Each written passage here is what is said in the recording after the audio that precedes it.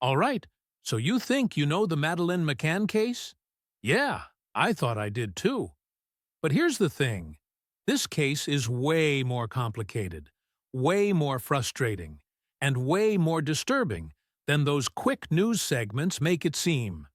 And I'm telling you right now, if you want the full story, the actual timeline, the evidence that doesn't make sense, and why after almost 18 years we still don't have answers, you need to hit that subscribe button right now, because we're about to go deep, and I mean really deep, into one of the most baffling missing persons cases in modern history.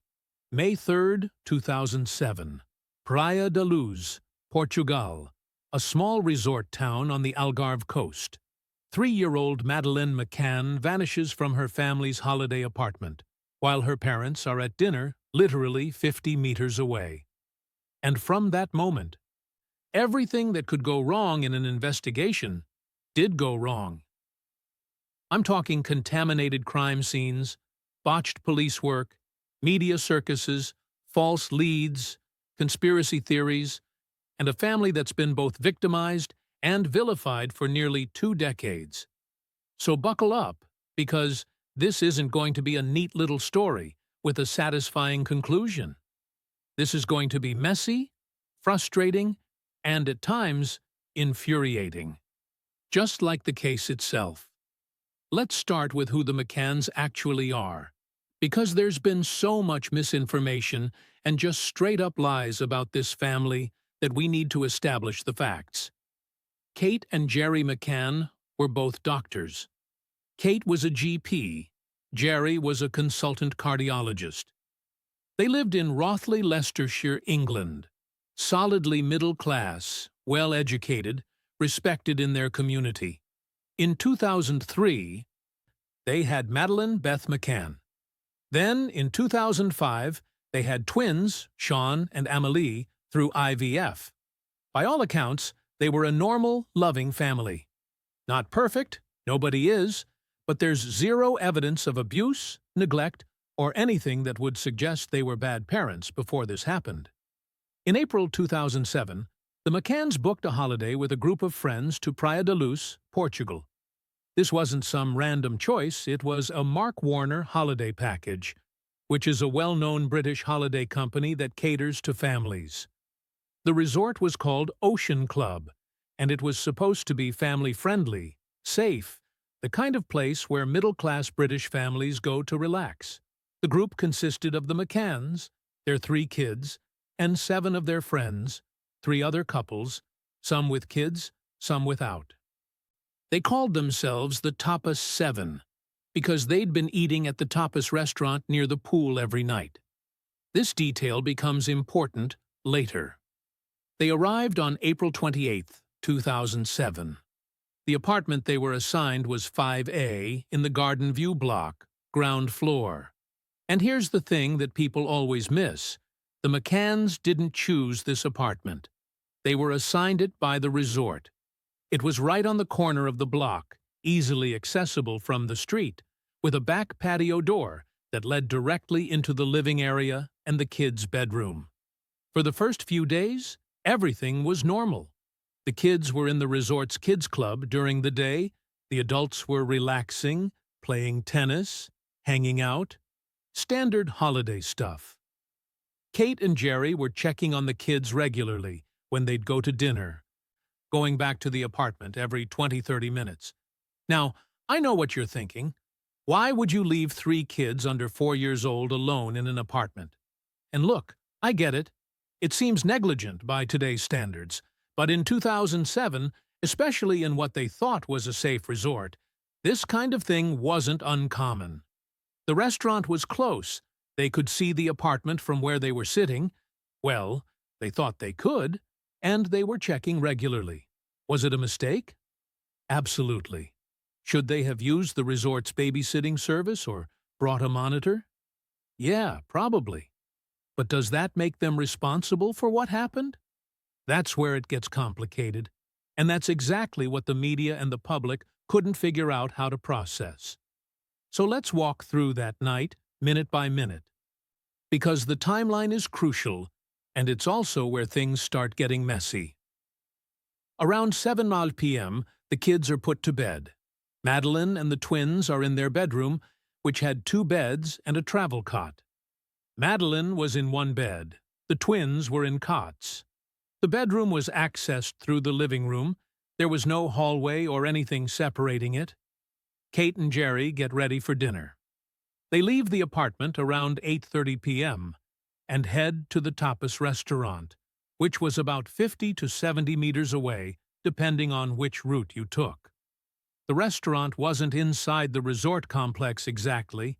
It was poolside, but required walking through a gate and around a path. Here's where the first problem comes up. They couldn't actually see the apartment from their table. Not clearly, anyway. There was a hedge, some buildings. It wasn't a direct line of sight like they thought. This becomes a point of contention later. The group starts dinner. Around 9:05 p.m., Jerry McCann gets up to check on the kids. He walks back to 5A, enters through the front door using his key, checks the kids' room. Everyone's asleep. Everything's fine. He uses the bathroom, leaves through the front door again, locking it behind him, walks back to dinner. On his way back, Jerry runs into another guest, Jeremy Wilkins, and they chat for a few minutes outside. This conversation is important because it establishes Jerry's whereabouts and timeline, and Jeremy later confirms that Jerry seemed completely normal, just a dad on holiday. Around 9:30 p.m., Matthew Oldfield, one of the Tapas 7, offers to check on the McCann kids while he's checking on his own. Kate says, sure. Matthew goes to 5A. But here's the thing, he doesn't actually go into the bedroom. He listens at the door, doesn't hear anything, assumes everything's fine, and leaves. This is crucial because Matthew will later say the bedroom door was mostly closed, but Kate and Jerry insist they left it wide open. 10:00 p.m. Kate's turn to check. She gets up from dinner, walks back to the apartment, goes to the bedroom, and this is the moment everything changes. The bedroom door, which should have been wide open, is now completely shut. Kate opens it, and immediately the door slams back like there's a draft. The window is wide open, the shutter is up, and Madeleine's bed is empty. Kate searches the room frantically, checks under the beds, in the wardrobes, the bathroom. No Madeleine. She runs back to the restaurant, and according to everyone there, she's screaming, "They've taken her! They've taken her! Madeleine's gone!" Not, "She's missing," or "I can't find her," but "They've taken her." This specific phrasing will haunt the investigation because it suggests Kate immediately assumed abduction rather than Madeleine wandering off. Why would that be her first thought?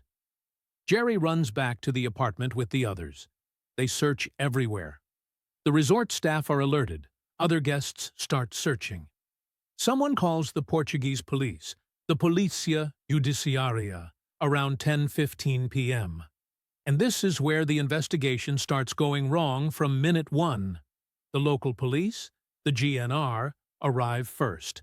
These are basically like beat cops, not detectives, not specially trained for this kind of thing. And they start searching, but they don't secure the crime scene. They don't lock down the apartment. They don't stop people from going in and out. By the time the actual investigators arrive, hours later, the apartment has been completely contaminated. Friends, family, resort staff, police officers, everyone's been trampling through, touching things, moving things. Any evidence that might have been there, fingerprints, DNA, fibers, it's either destroyed or so contaminated, it's useless. The British consulate is notified. The British media picks up the story immediately because the McCanns are British citizens, photogenic, middle class, and this happened in a tourist destination that British people go to. Within 24 hours, Madeleine's face is everywhere. Newspapers, TV, the internet. The coverage is massive and immediate. And here's where we need to talk about the media aspect before we go further. Because if you're watching this and appreciating the level of detail I'm going into, hit that subscribe button now. This case is a masterclass in how media coverage can both help and completely destroy an investigation, and we're going to break down exactly how that happened. The McCanns, on the advice of British consulate officials and their friends, immediately start courting media attention. They do press conferences, give interviews, plaster Madeleine's photo everywhere. The thinking is, the more people who know about this, the better chance someone saw something or knows something. And in some ways, it worked. The case got international attention like almost no missing child case before it. But it also created this feeding frenzy where the media needed new angles, new stories, new suspects every single day. And when you run out of actual news, you start making things up or focusing on the wrong things. So the Portuguese police, the PJ, they start their investigation. And from the beginning, there are problems. The lead investigator, Gonçalo Amaral, he's a controversial figure. He'd been involved in previous cases where he was accused of covering up torture. He had a drinking problem, and he came into this case with what appears to be a lot of preconceived notions. The police start with the obvious: search the area, interview witnesses, check CCTV footage. Except, and this is insane, there's almost no CCTV in Praia da Luz. The few cameras that exist aren't working or don't cover the relevant areas, so there's no footage of anyone entering or leaving the apartment, no footage of someone carrying a child, nothing. They bring in search dogs, British cadaver dogs and blood detection dogs. The dogs are brought in weeks after the disappearance, and they alert in the apartment and in the McCann's rental car. This becomes a huge deal because cadaver dogs supposedly only alert to the scent of decomposition. So if the dog alerted in the apartment and the car, does that mean Madeleine died there and her body was moved? But here's the problem with that theory, and this is where the investigation gets really murky. The dogs aren't infallible. They can alert to other biological materials, they can be influenced by their handlers, and most importantly, the alerts have to be backed up by actual forensic evidence. And there was no forensic evidence, no blood, no DNA that definitively showed Madeleine was dead. The Portuguese police sent samples to a lab in the UK for testing. The results came back inconclusive. There were some partial DNA matches that could be consistent with Madeleine, but they were so degraded and contaminated that they couldn't be used to prove anything. Meanwhile, the police are looking at potential suspects. There were several sightings of a man carrying a child that night. Multiple witnesses reported seeing someone walking with a child in pink pajamas, which is what Madeleine was wearing. But the descriptions don't match up, the timings are off, and nobody can identify who this person was. The most significant sighting was by Jane Tanner, one of the Tapas 7. She claims she saw a man carrying a child around 9:15 p.m., right around when Jerry was checking on the kids.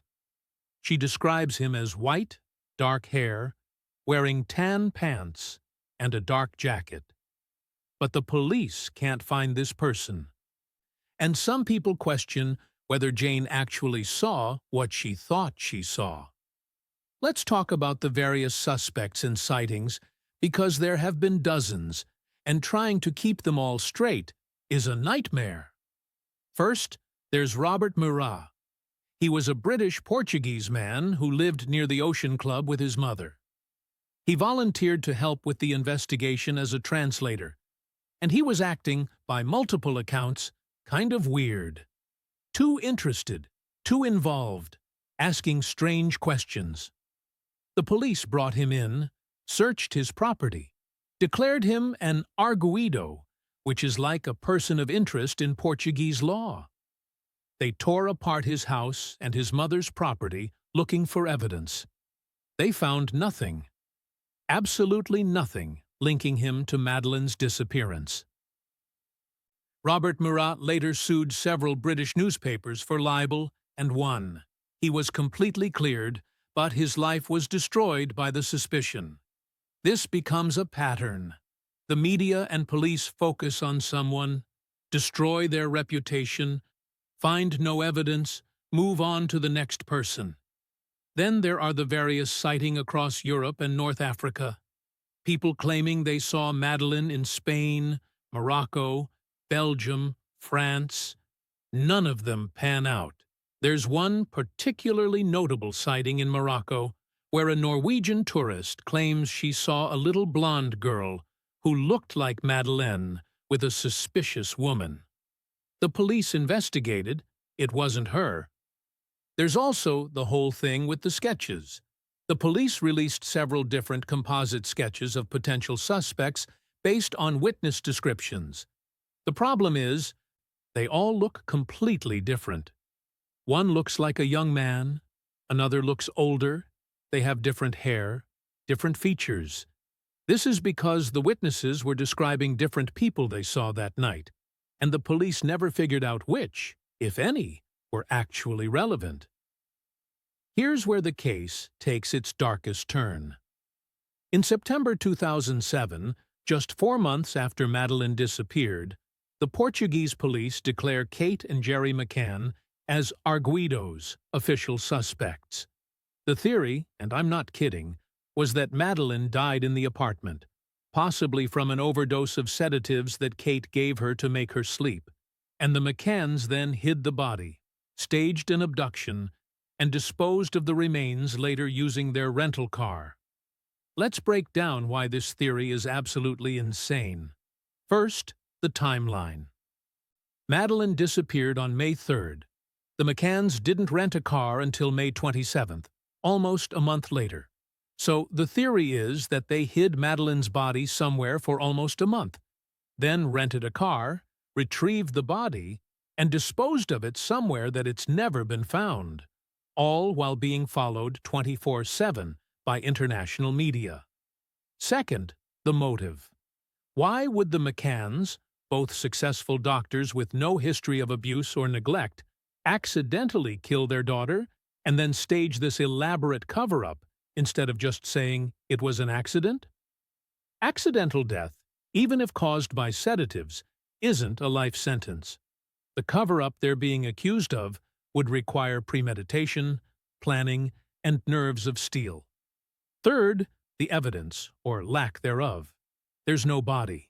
There's no concrete forensic evidence. The dog alerts were inconclusive. The DNA was degraded and contaminated. There's no proof Madeleine ever died in that apartment.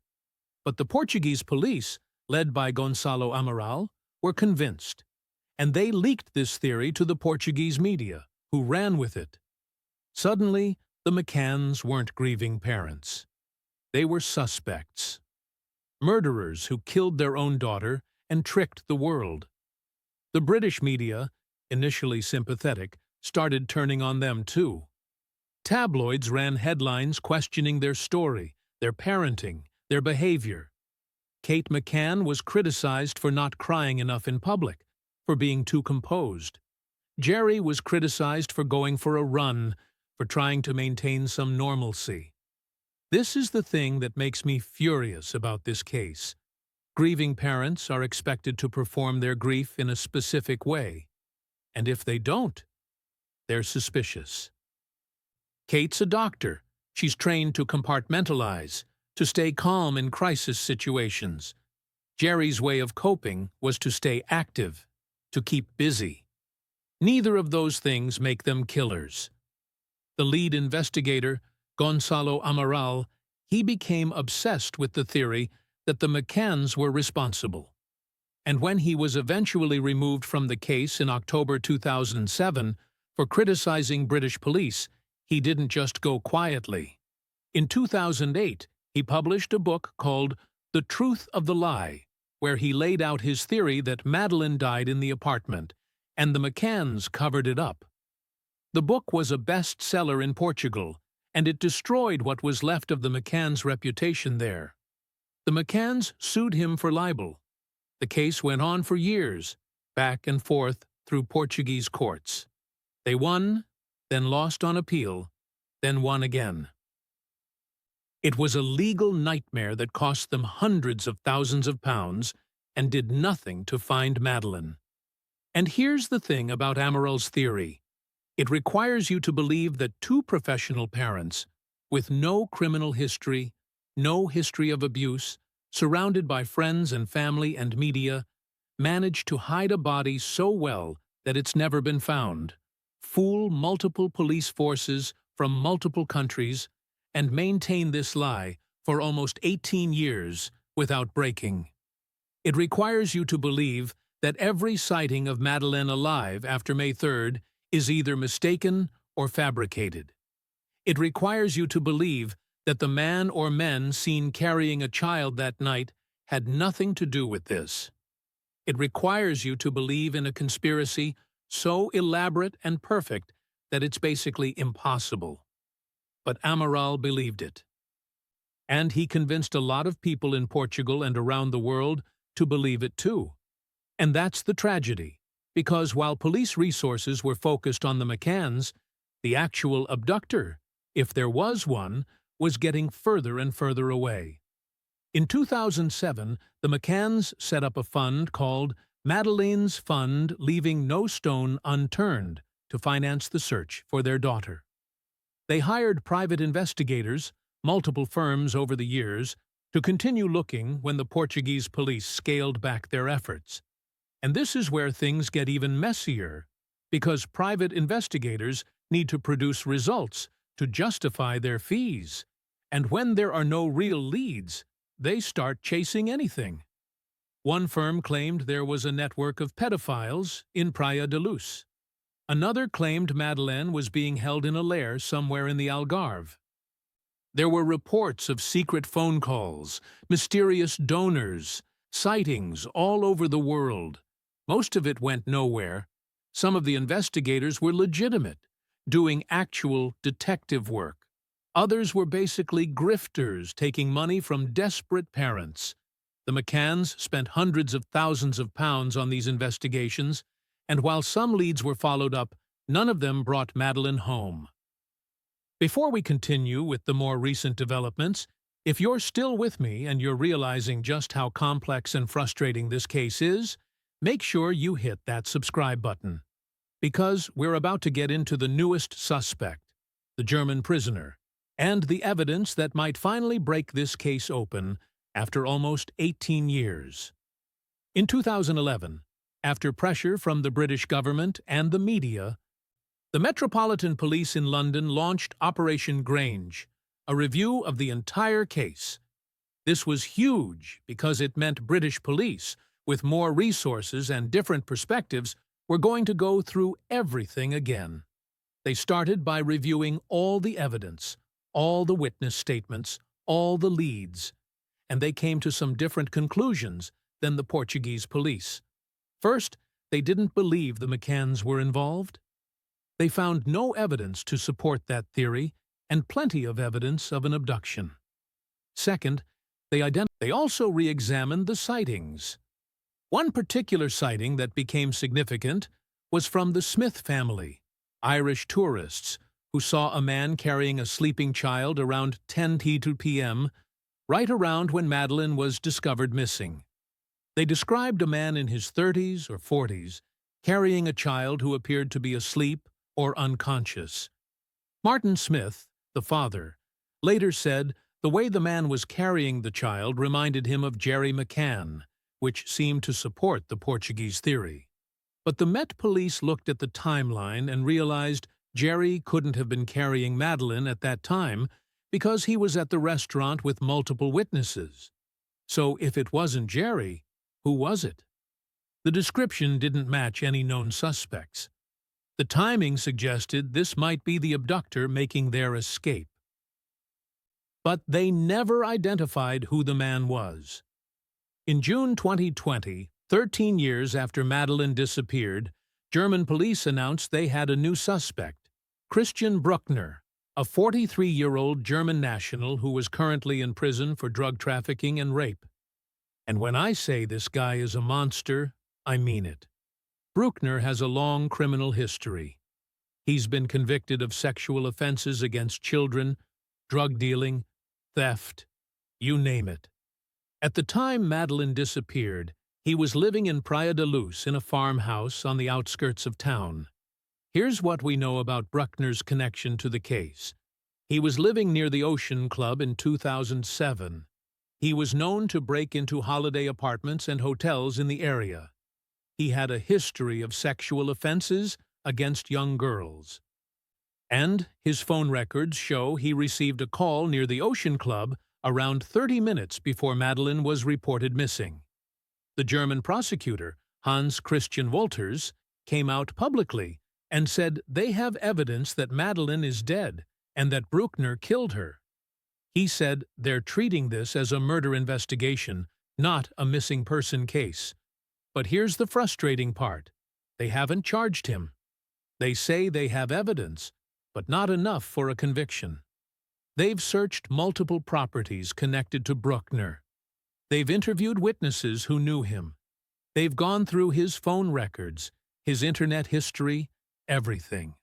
And they're convinced he did it, but they can't prove it. The evidence they have, as far as we know publicly, is circumstantial.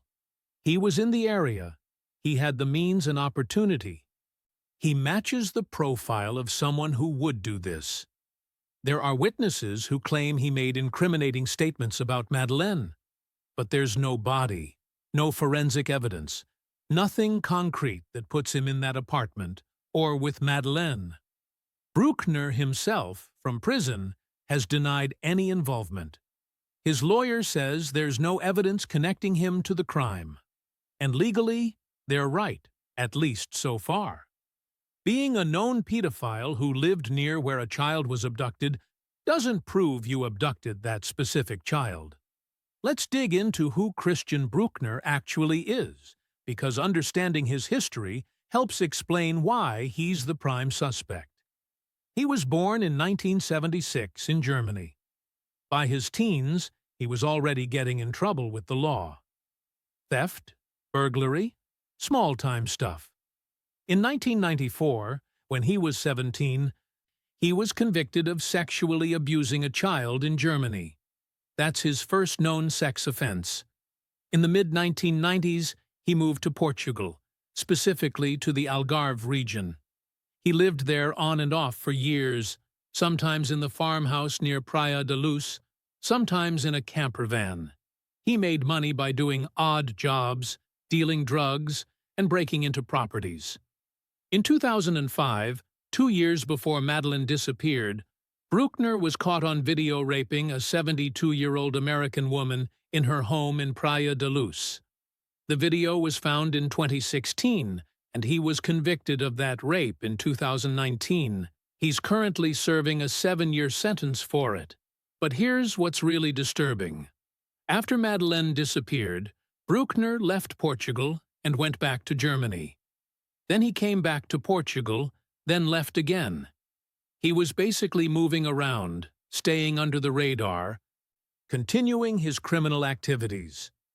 In 2016, German police discovered a stash of his belongings, including videos and photos of child abuse. Some of these videos were of him committing the crimes.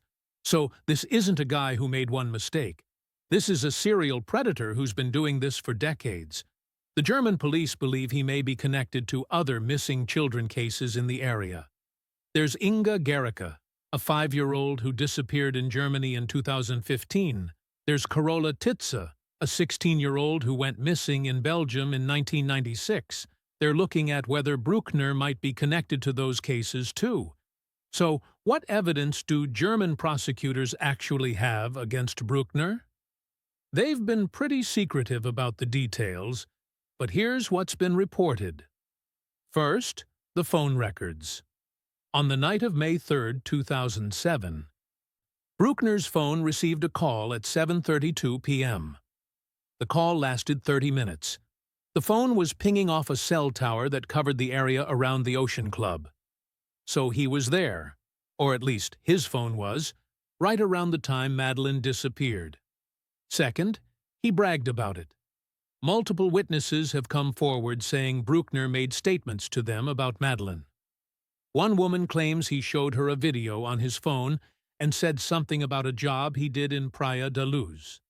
Another witness claims he was in a bar in Germany when news of Madeleine's disappearance came on TV, and Bruckner allegedly said something incriminating, though the exact quote varies depending on the source. Third, he matches the descriptions. Remember those witness sightings of a man carrying a child? Some of the descriptions could potentially match Bruckner. He's white, he was in his early 30s at the time, he had dark blonde hair. It's not a perfect match, but it's close enough. Fourth, the burglaries.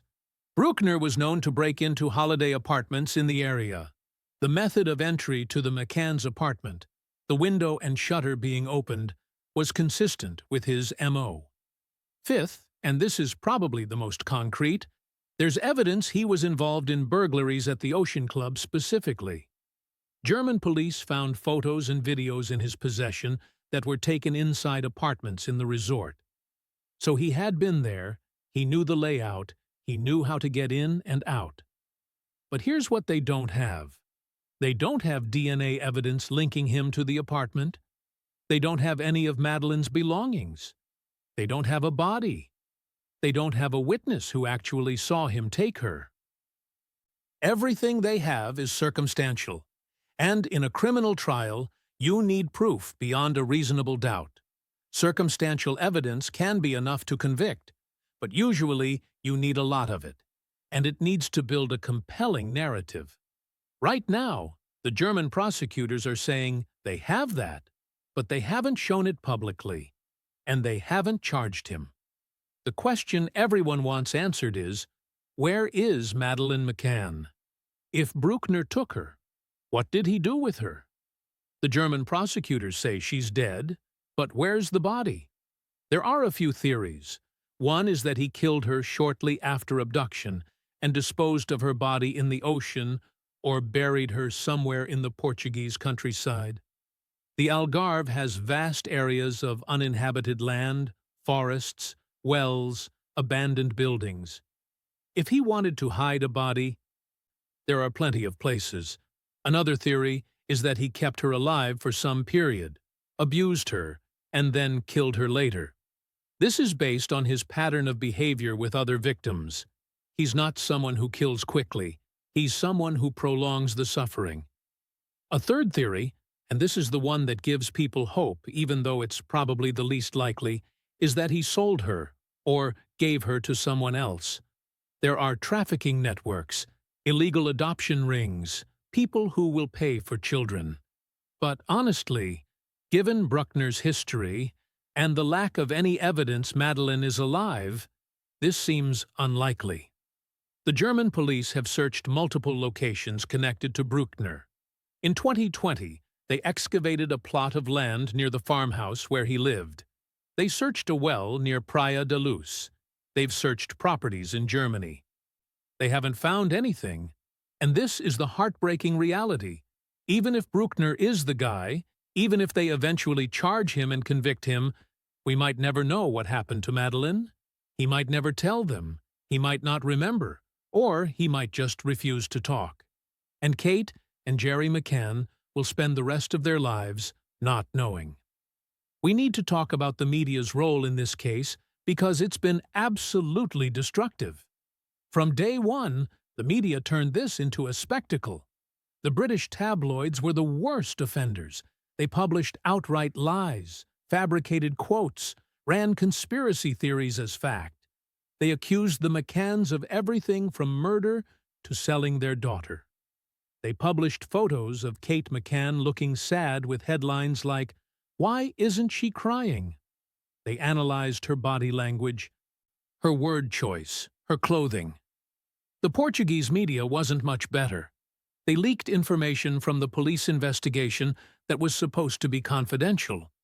They published Gonçalo Amaral's theories without questioning them. They turned the case into a soap opera. And the worst part?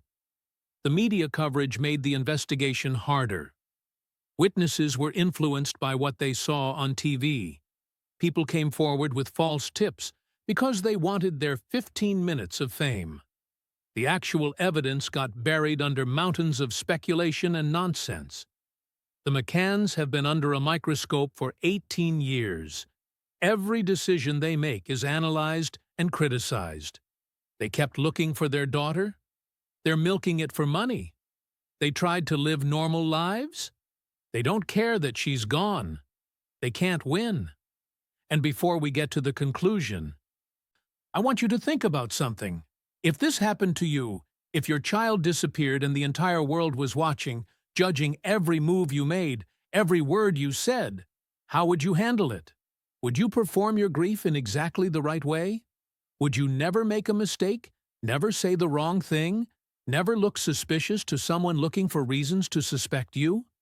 If you're still watching and you understand why this case is so important, why we need to keep talking about it, why the media needs to be held accountable, hit that subscribe button right now.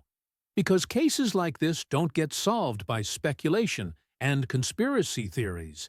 They get solved by persistent, careful investigation and public awareness.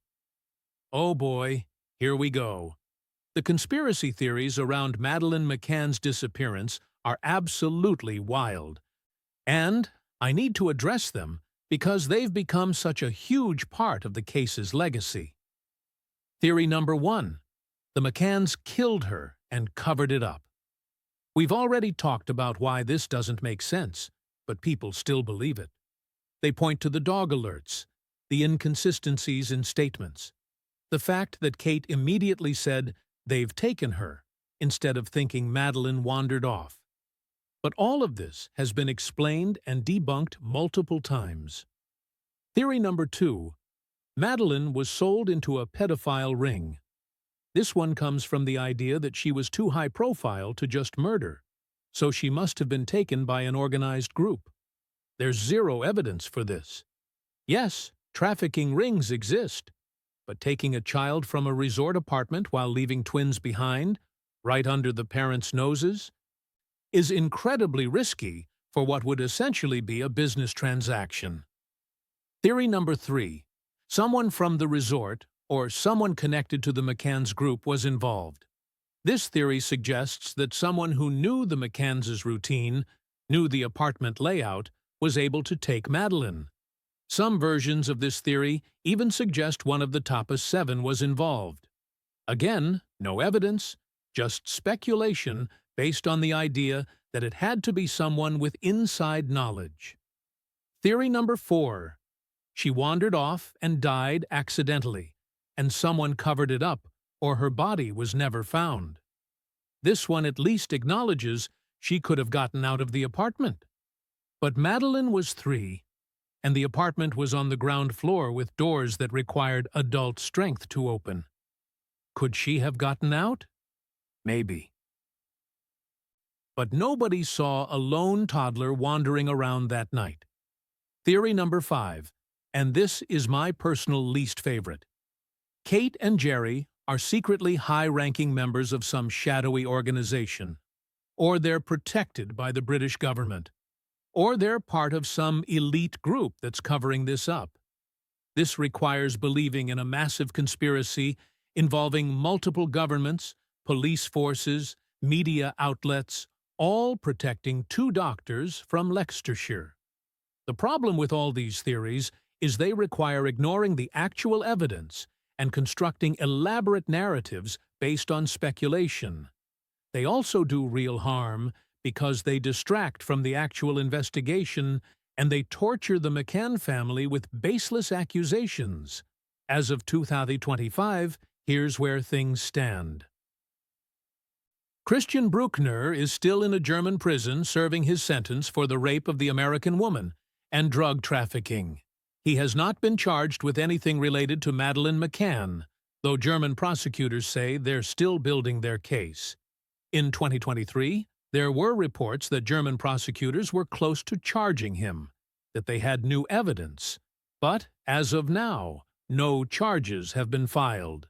The investigation is still active, still ongoing, but it's been close to charging him for years now.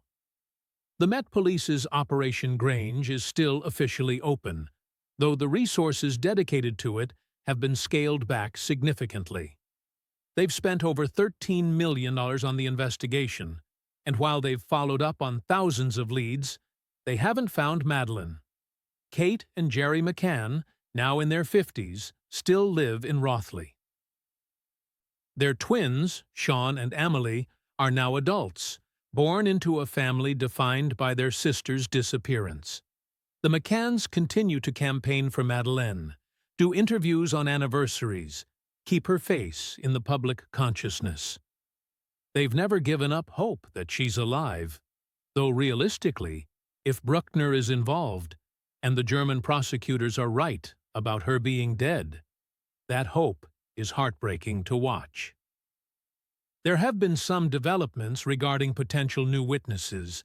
In 2024, there were reports of someone who was in Praia da Luz that night coming forward with new information about Bruckner.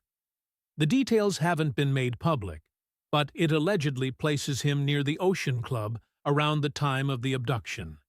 There's also been talk of forensic evidence, possibly DNA, that was recently analyzed using new technology.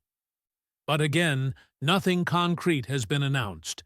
The German prosecutors keep saying they have evidence, they're building a case, it's coming soon.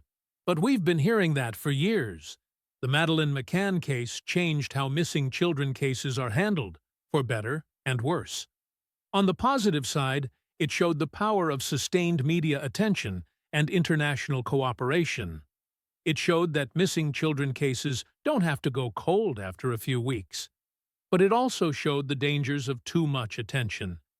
The media circus made the investigation harder. The conspiracy theories traumatized the family. The unequal coverage, because, let's be honest, Madeleine got attention partly because she was white, blonde, photogenic, and from a middle-class family, highlighted how missing children of color or from poor families don't get the same resources or media interest. There's a term that came out of this case, missing white woman syndrome, which describes how media coverage of missing persons cases is heavily skewed toward young, white, conventionally attractive victims. And while Madeleine McCann deserved every bit of effort to find her, so do the thousands of other children who go missing every year and don't get that attention. The case also led to changes in how holiday companies operate. Mark Warner and other resorts now have better security, better protocols for checking on children, more awareness of the risks. Portuguese police have updated their procedures for handling missing persons cases, particularly involving foreign nationals. But the biggest impact might be on parents. The idea of leaving your children alone, even for short periods, even with regular checks, became absolutely taboo after this case. Whether that's good or bad is debatable. People were doing it before Madeleine disappeared, and it was fine 99.9% of the time, but that one time it wasn't, it destroyed a family. So after all of this, after almost 18 years of investigation, millions of pounds spent, thousands of leads followed, what actually happened to Madeleine McCann? Here's what I think is the most likely scenario based on the evidence we have.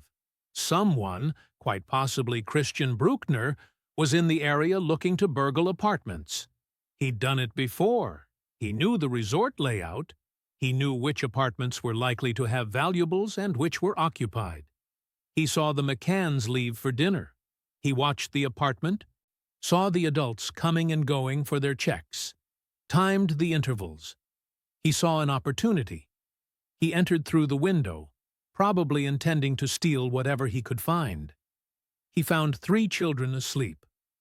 And because he's a predator who has a history of abusing children, he saw a different kind of opportunity. He took Madeleine, the oldest, the one who might have the most value to him, and he left through the same window, or possibly the patio door. The twins didn't wake up because they were younger, deeper sleepers, or possibly because they'd been given Calpol or some other children's medicine that made them drowsy, which Kate had admitted to doing on previous nights. He carried Madeleine away. This is probably the man the Smith family saw around 10 p.m. He took her to wherever he was staying, the farmhouse or the camper van. And he abused and killed her. Then he disposed of her body somewhere it hasn't been found. Within days or weeks, he realized how big this case was becoming, how much international attention it was getting, and he left Portugal. He went back to Germany, laid low, and continued his criminal activities until he was eventually caught for other crimes. That's the scenario that fits the evidence, fits Bruckner's profile, and explains why Madeleine has never been found. It's not elaborate. It's not a conspiracy.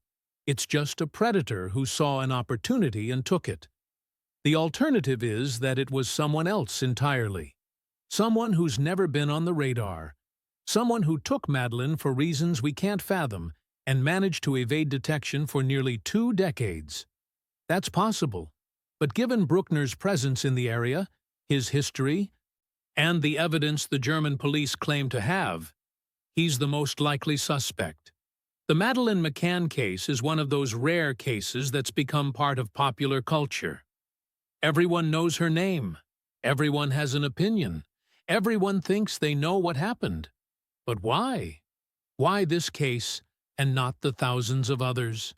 Part of it is the mystery.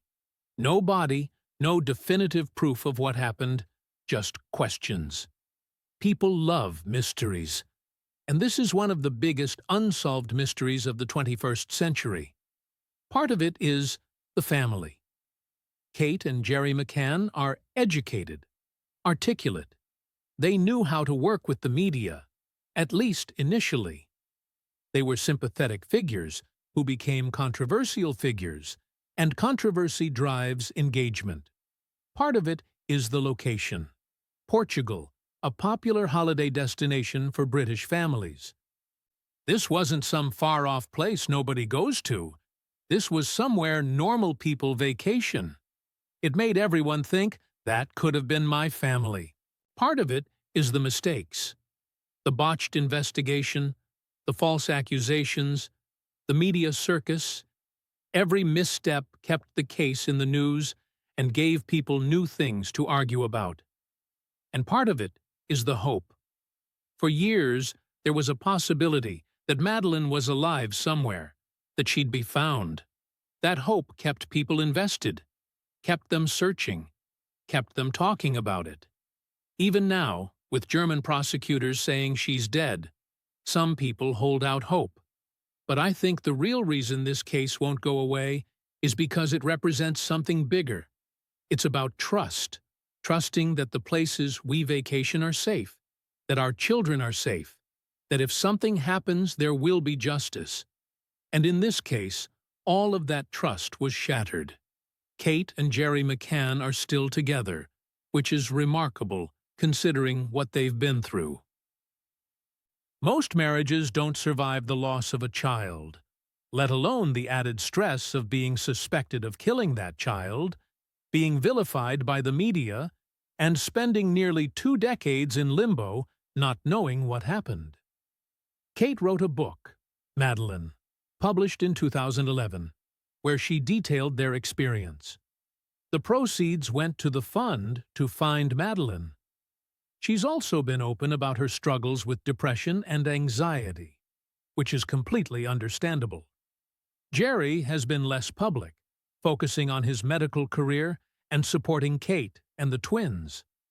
They both do interviews on significant anniversaries, May 3rd, Madeleine's birthday, to keep her case in the public eye. Sean and Amelie, the twins, are now in their late teens. They were only 2 years old when Madeleine disappeared, so they have no memory of her. Their entire lives have been defined by their missing sister. Can you imagine growing up like that? The media attention, the speculation, the questions.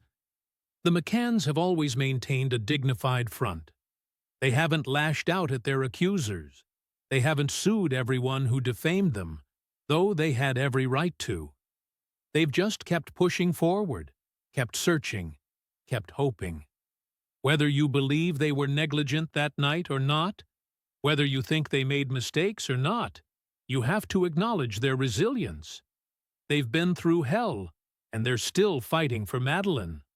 So will we ever know what happened to Madeleine McCann? Honestly, I don't know. If the German prosecutors have the evidence they claim to have, if they can build a case strong enough to charge and convict Christian Bruckner, we might get answers. He might confess, might tell them where her body is, might give the McCann family closure. But he might not. Even if convicted, he could stay silent out of spite, or to maintain some sick sense of power. Serial offenders often do that. They know the location of the body is the last piece of leverage they have. Or maybe it's not Bruckner at all. Maybe it's someone who's never been on anyone's radar. Someone who died years ago taking the secret with them.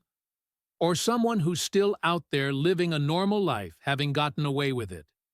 The reality is that most missing persons cases, especially those involving children, don't get solved. The first 48 hours are critical, and this case was bungled from hour one. The crime scene was contaminated, witnesses weren't properly interviewed, evidence was lost or ignored. You can't undo that damage. What we can do is learn from it, improve investigation techniques, improve international cooperation, improve how we handle missing persons cases from the start, and keep Madeleine's name and face out there. Because even if she's gone, she deserves to be remembered for who she was, not just what happened to her. All right, so where does that leave us? We've gone through nearly 18 years of investigation, countless suspects, thousands of leads, millions of pounds spent, and we still don't definitively know what happened to Madeleine Beth McCann. What we know is this. On May 3, 2007, a 3-year-old girl disappeared from a holiday apartment in Portugal while her parents were at dinner nearby. The initial investigation was botched. The parents were wrongly accused. A predator who was in the area at the time is now the prime suspect, but he hasn't been charged, and a family has spent nearly 2 decades in a nightmare they can't wake up from. This case shows us the worst of humanity. The predators who harm children, the media that exploits tragedy, the public that rushes to judgment without evidence. But it also shows us resilience, the parents who never gave up, the investigators who kept working despite the obstacles, the public who keeps Madeleine's memory alive. If you've made it this far, if you've sat through this entire breakdown and you understand why this case matters, why we need to keep talking about it, why the McCanns deserve justice and not judgment, I need you to do 2 things.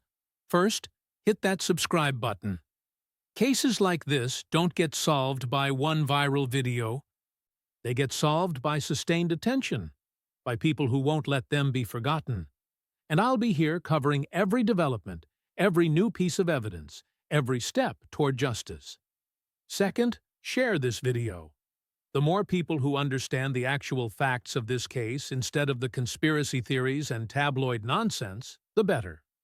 The McCann family has suffered enough without having to fight against misinformation on top of everything else. Madeleine McCann would be 21 years old now if she's still alive. She'd be an adult, maybe in college, maybe starting a career, living a life.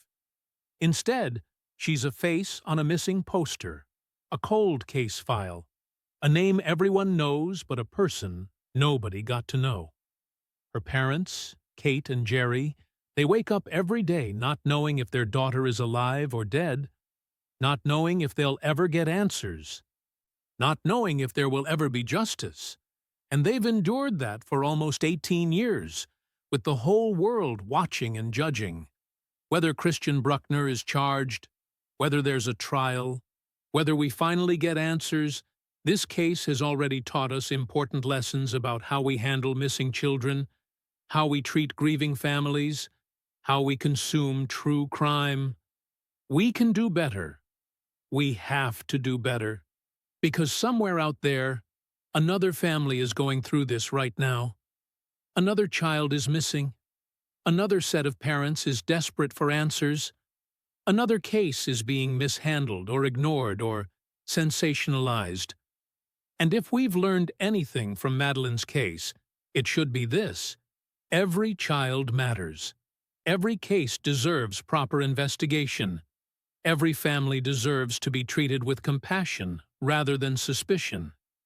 And we, the public, have a responsibility to pay attention, to demand accountability, and to never stop pushing for justice. Madeleine McCann. Say her name. Remember her face. And don't let her become just another cold case that people forget about.